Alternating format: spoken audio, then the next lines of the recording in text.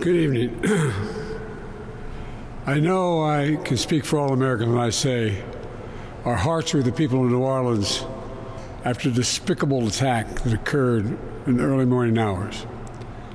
To all the families of those who were killed, to all those who were injured, to all the people of New Orleans who are grieving today, I want you to know I grieve with you. Our nation grieves with you. We're going to stand with you as you mourn and as you heal in the weeks to come. I want to thank our brave first responders and law enforcement personnel who stopped the attacker in his tracks before he could kill or injure even more people. And I want to thank you to everyone at the Department of Homeland Security, the Department of Justice, including the FBI, for working nonstop to investigate this heinous act.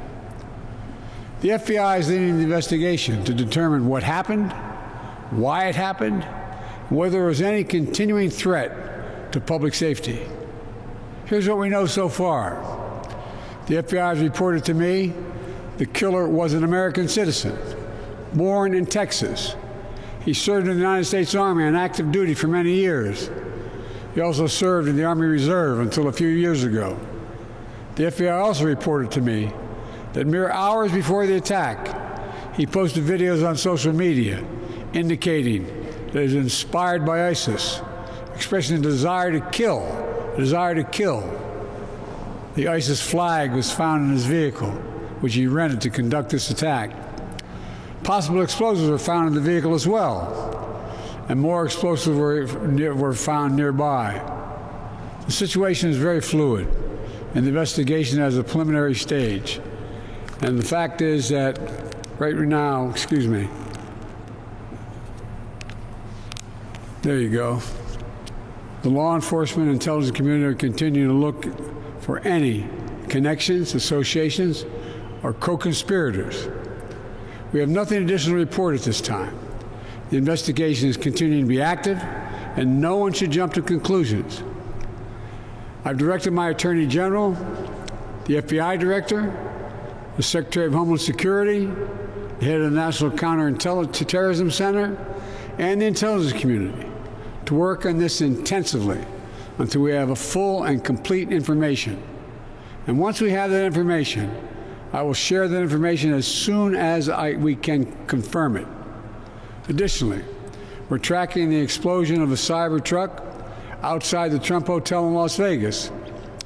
Law enforcement and the intelligence community are investigating this as well, including whether there's any possible connection with the attack in New Orleans. Thus far, there's nothing to report on that score at this time.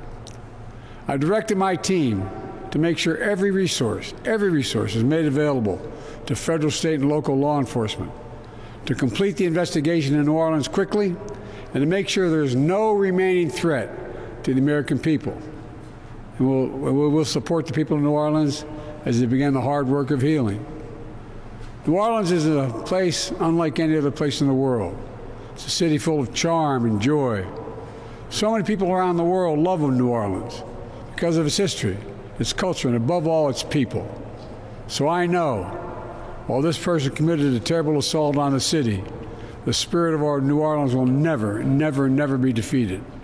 It always will shine forth. We've seen that time and time again throughout its history, and I know we'll see it again in the days and weeks ahead. May God bless the people of New Orleans. May God bless our police and our first responders. May God protect our troops, and we'll keep you fully contemporaneously informed. Thank you.